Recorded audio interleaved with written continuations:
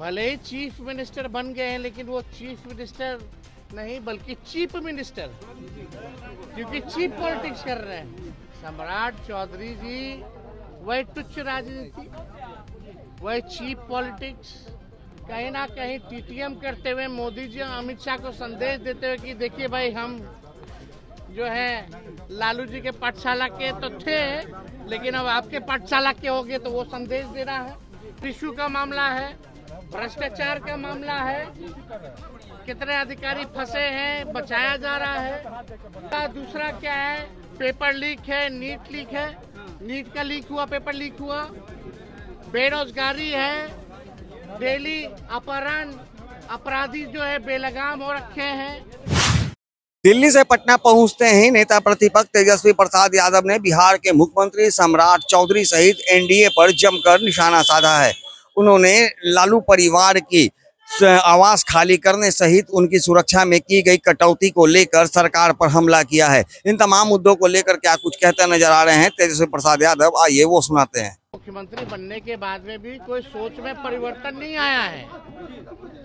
सम्राट चौधरी जी वही तुच्छ राजनीति, वही चीप पॉलिटिक्स, वही नकारात्मक पॉलिटिक्स, और कहीं ना कहीं टीटीएम करते हुए मोदी जी और अमित शाह को संदेश देते हुए कि देखिए भाई, हम जो है लालू जी के पाठशाला के तो थे, लेकिन अब आपके पाठशाला के हो गए, तो वो संदेश देना है।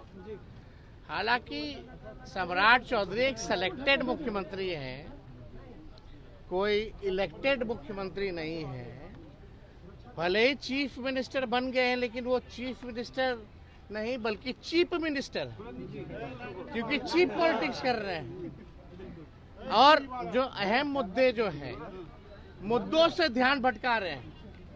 मुद्दा क्या है, रिशु का मामला है, भ्रष्टाचार का मामला है, कितने अधिकारी फंसे हैं, बचाया जा रहा है। मुद्दा दूसरा क्या है, पेपर लीक है, नीट लीक है, नीट का लीक हुआ, पेपर लीक हुआ, बेरोजगारी है, डेली अपहरण, अपराधी जो है बेलगाम हो रखे हैं, और महंगाई है, गैस पेट्रोल डीजल के दाम बढ़ा दिए गए हैं।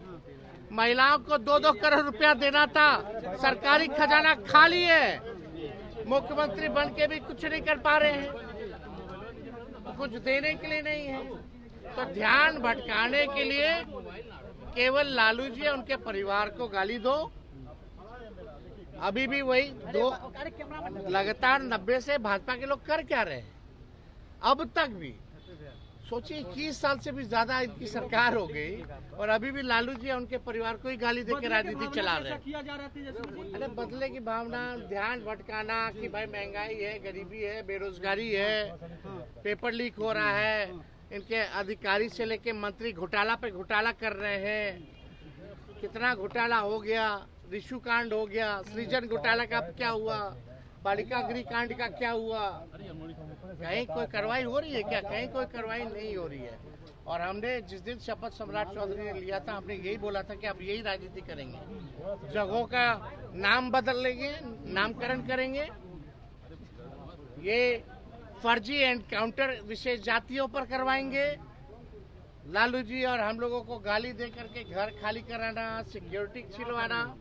आज वो मेरा स्टेटमेंट देख लीजिए, वो सच साबित होता हुआ नजर आ रहा है। तो इनके कोई कृपा से हमको घर और सिक्योरिटी मिला था क्या? अब 3 बार चुनाव जीते हैं, नेता विरोधी दल रहे, उप मुख्यमंत्री रहे, राबड़ी देवी जी प्रथम महिला मुख्यमंत्री रही है, 2 बार मुख्यमंत्री रही है, लालू जी रेल मंत्री से लेकर के क्या नहीं रहे हैं, हर सदनों के सदस्य रहे हैं। इनके कृपा पे मिला था क्या? कृपा तो लालू जी और राबड़ी जी ने किया कि आज राजनीति में है।